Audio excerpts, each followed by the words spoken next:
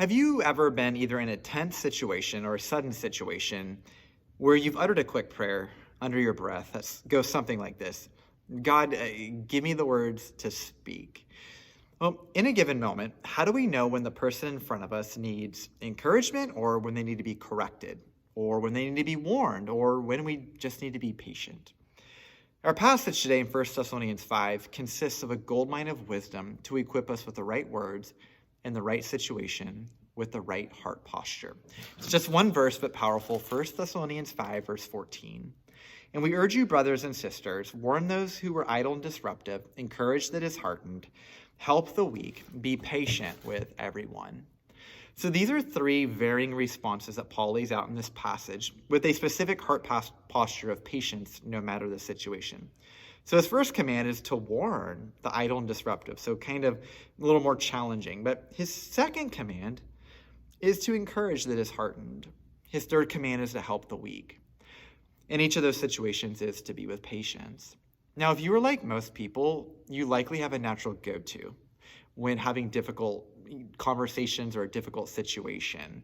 Maybe it's to warn, or maybe it's to encourage, maybe it's to help. And Paul is encouraging us, there's a time and a place for each of these.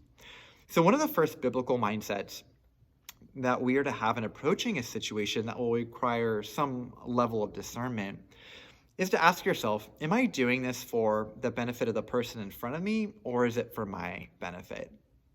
Even if a situation requires correction, hopefully with the Holy Spirit's help, our motive is to correct the person for their good and not for our vengeance or something like that. And once we've been able to discern our motive and then attempt to approach another person for their good, it is very likely that our spiritual senses will be on the mark for the purpose of discerning whether this situation requires warning, encouragement, or if they simply need help. Think about how important this process is.